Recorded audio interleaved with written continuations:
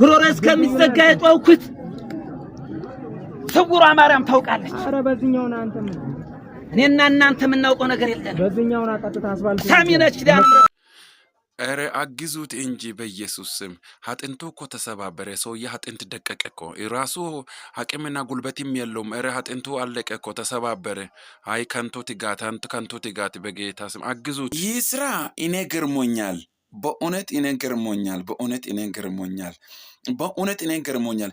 በሺ የሚቆጠር እኮ በዛ ዙሪያ አለ። በሺ የሚቆጠር ብዙ አለ። በሺ የሚቆጠር ብዙ አለ።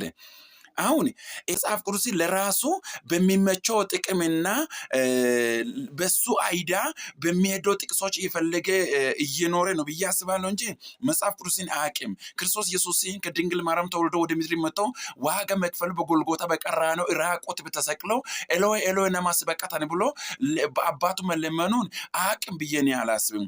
ነገር ግን ይሄን ትውልድ እንደዚህ አይነት ነገር እያስተማረ ትውልድንም ገሃነም ራሱንም ገሃነም በእንደዚህ አይነት ልምምድ እየሄደ ያለ እናንተ ምን ብላችሁ ትመለሳላችሁ? የምታውቁ ሼር ኮፒ አድርጉና ለእኔ መልስም ስጡኝ።